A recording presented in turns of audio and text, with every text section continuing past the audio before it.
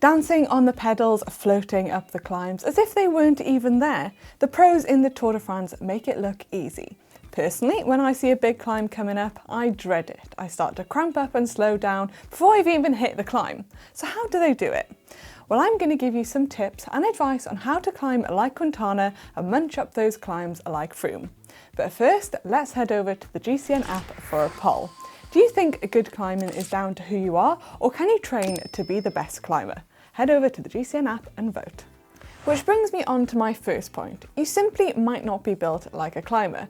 These riders are the thoroughbreds of the world of racing, and they have worked for months and years to hone their climbing skills. Not only that, they are actually at an unsustainable weight for the duration of the race. They are being managed by professional nutritionists to ensure that they can compete until the end of the race. After that, they will then maintain a healthy diet again.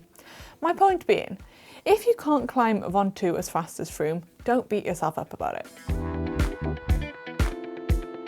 Pace yourself. This goes without saying really, but it's as important before the climb as it is during the duration of the effort. If the climb is a way off, don't burn out all your candles on the way towards it. You'll need to save your efforts for when the climb gets really steep. Once you're at the bottom of the climb, don't get too excited and set off too fast. You could do the first half of the climb really fast and then bonk for the rest of the way up, which is, well, never nice. If you know your sustainable power output, then climbing to numbers is the way to go. But if you don't ride with power, then listen to your body and ease off just that tiny bit, so you get to the top with a little bit left in the tank. Eating and being properly hydrated on the ride is super important. If it's really hot, then you're going to sweat a lot, so you're going to want to top up your salt levels before the ride. Little and often is the way to go with nutrition on the bike. Don't have a massive lunch at the base of the climb because it's not going to be very nice, trust me. Keep it light, and during the climb, maybe have a cereal bar or a gel on the lesser gradients of the climb. Ultimately, to climb faster, you need more power. You can do this by adding structured training plans into your day-to-day riding. Riding to increase your max power will also help your climbing, but you also need to work on your aerobic capacity too.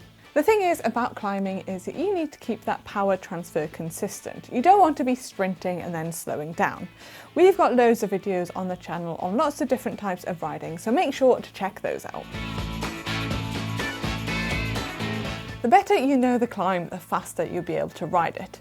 If this is your first time riding the Manon, for example, you'll turn every corner wondering what's coming next, when there's a big spike in gradient or a long grind. This can play havoc on your mind and spirits. Do your research, read up on the climb, but the best thing you can do is keep riding it. You'll soon learn the pits and the troughs and the smooth bits of tarmac and the fastest line around each corner, and you'll be able to pace yourself off previous efforts. Just keep riding. If you're out riding with mates, then be savvy. Save some energy by sheltering behind them on the approach to the climb. But they may not like that.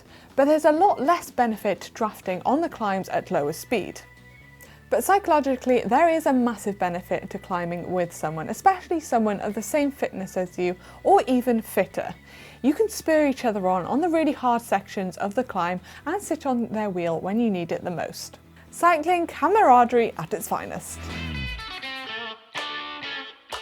Best of all, enjoy the descent. The pros certainly do, but you will need to save a little bit of energy for the descent because you will need to focus and concentrate on the descent.